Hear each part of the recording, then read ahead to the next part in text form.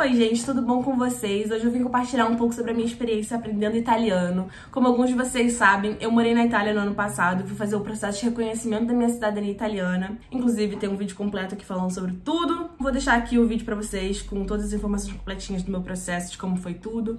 Mas, enfim, queria trazer isso hoje pra vocês, contar um pouquinho sobre as minhas dicas, o que eu fiz, o que eu deixei de fazer pra aprender o italiano e fazer minha cidadania. Se você ainda não é inscrito, se inscreve aqui embaixo que eu vou adorar ter você aqui comigo. No meu canal também tem vários vlogs, várias coisas relacionadas à Itália, viagens, então se você quiser dar uma olhadinha, e vamos pro vídeo.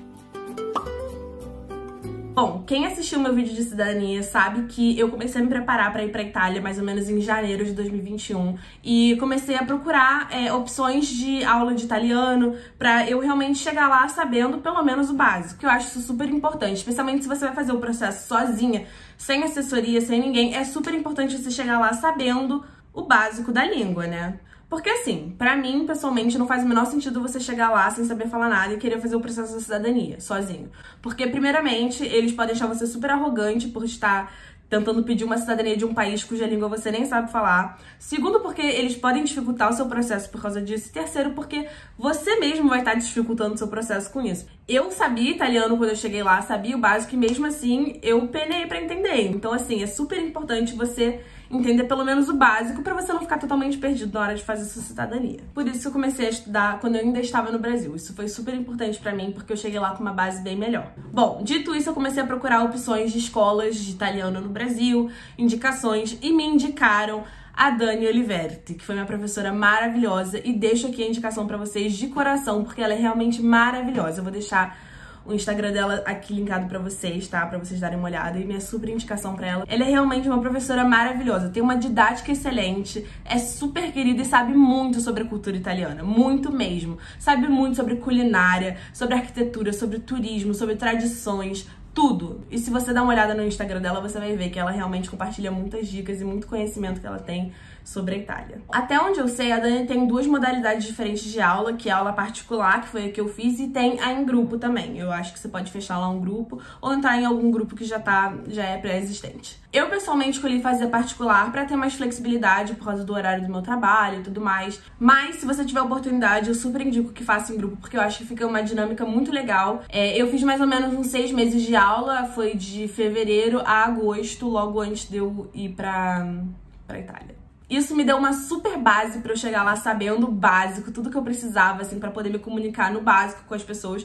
E realmente, assim, não tem como esperar um milagre, né? Eu comecei sabendo nada e em 6 meses eu me desenvolvi no nível A1.1, que é o iniciante, nível iniciante. E cheguei lá ainda no nível iniciante e fui me desenvolver ainda mais. Chegando lá na Itália, eu morei em Turim, né, caso vocês não saibam, eu fui buscar escolas de italiano próprias para estrangeiro dentro da cidade, para poder conhecer as pessoas, ter uma troca um pouco maior, sabe? Na minha busca eu encontrei o Corso di Italiano per Stranieri da Anche Alighieri, de Torino, fica localizada no bairro da Crocetta. Eu entrei em contato com eles pela internet, preenchi os formulários, fiz o teste de nivelamento online e decidi escolher o curso de 30 horas presencial. As aulas eram 2 vezes por semana, toda segunda e quarta, 2 horas por dia, que totalizavam ali 4 horas por semana. A essa altura do campeonato, eu já tava lá na Itália já faz uns mesezinhos e já tinha feito 6 meses de curso de italiano no Brasil, então eu não era mais o nível A1.1, eu fui direto pro A1.2, que é o final do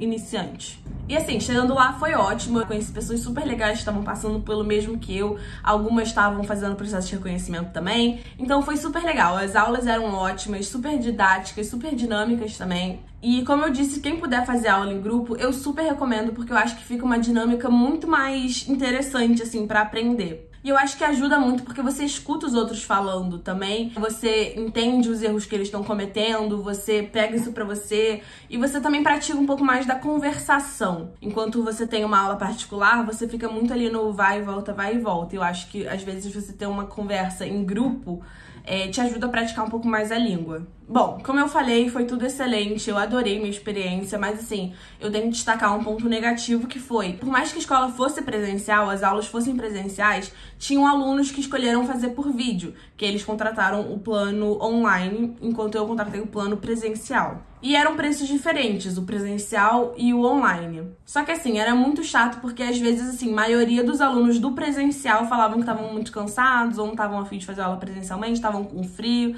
e acabavam mandando e-mail pra professora falando que não iam. E aí, como a maioria não ia, a professora cancelava a aula presencial e aí tinha que todo mundo fazer online. E assim, eu entendo uma vez ou outra, tudo bem, mas assim, eu escolhi fazer o presencial por um motivo, sabe? Ou seja, de 15 aulas que eram pra ser presenciais, apenas 3 foram. E 2 vezes eu cheguei até a escola e não tinha ninguém. Nem a professora. Aí quando eu chegava lá e não tinha ninguém, eu checava o e-mail e aí via que a professora tinha mandado mensagem tipo 10 minutos antes, quando já tava a caminho falando que ia ser online. Enfim, eu achei isso meio ruim porque eu paguei a mais pra ser presencial e acabei não ganhando isso, né? O lado bom é que quando acabou o semestre, a escola perguntou se a gente queria avançar, né, pro próximo nível, intermediário, continuar com as aulas. Eu expliquei minha frustração, o que tinha acontecido e falei que, assim, tava decepcionada porque eu paguei pra ter aulas presenciais e só tive 3. Aí eles foram super atenciosos comigo, me reembolsaram a diferença que eu paguei por ser presencial e me deram o livro didático do intermediário de presente, como um pedido de desculpas. Então eu só achei bem legal da parte deles. Enfim, no fim do dia foi ótimo, aprendi pra caramba, eu acho que foi super legal e foi uma experiência muito legal conhecer as pessoas que também estavam passando por isso. Nas aulas dessa escola, especificamente, eles usam os livros do Novo Expresso e eu tinha o 1 e o 2. O 1 era de iniciante, o 2 era de intermediário.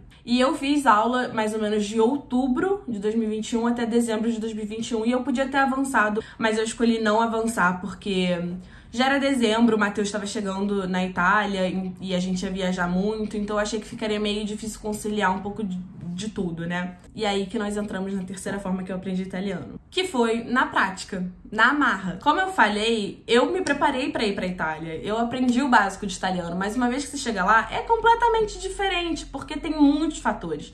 Tem o dialeto, tem os sotaques, tem as expressões diferentes que as pessoas usam, e você não aprende isso até você estar no lugar que você vai morar. Então é realmente uma questão de dar a cara ao tapa. Tentar perder a vergonha e sair falando, porque pra mim essa é a melhor forma de você exercitar o seu italiano, botando em prática. Minha experiência, pelo menos, eles não te julgam. Pelo contrário, toda vez que eu tinha uma dúvida sobre alguma coisa, eu perguntava e eles me ajudavam, sabe? Eles tinham uma boa vontade e eles viam que você estava se esforçando. Mas eu acho que é isso. É super importante você colocar em prática, ainda mais em um processo de cidadania, que você aprende termos mais complexos, com termos judiciais, termos legais, termos muito específicos. E eu acho que isso ajuda pra caramba, porque super desenvolve o seu vocabulário. Bom, essas foram as 3 formas que eu aprendi italiano pra ir pra Itália, do meu processo de cidadania, tudo isso. Ok. E assim, eu voltei da Itália em fevereiro, então obviamente eu perdi um pouco do meu vocabulário, perdi um pouco da pronúncia, mas eu ainda continuo trabalhando ela de outras formas, com algumas dicas que eu vou dar pra vocês, inclusive. Mas vou mostrar pra vocês como que tá meu italiano hoje em dia.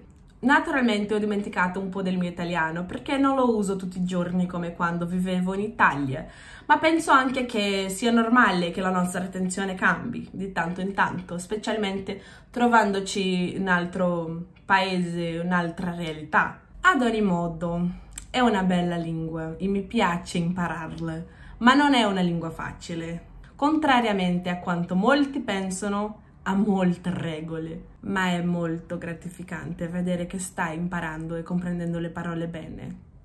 A proposito, io e il mio fidanzato torneremo presto in Italia, quindi stiamo lentamente tornando ad imparare l'italiano. Va bene, basta. Aqui estão algumas dicas para você não perder o italiano uma vez que você aprender. Número 1, escutar músicas em italiano. É muito bom. Você vê a letra ali, você vai aprendendo, você vai absorvendo, você vai memorizando. E é uma ótima forma de você praticar o seu italiano e não esquecer ele. Número 2, assistir filmes e séries em italiano. É uma excelente forma de você ir treinando ali o seu ouvido, se acostumando com diferentes sotaques, diferentes palavras, aprimorando o seu vocabulário. Tem vários filmes no Netflix, Amazon Prime, HBO. Se eu tiver que indicar um pra vocês, é o Guida Astrologica per Cuori Infranti, que é o guia astrológico para corações partidos.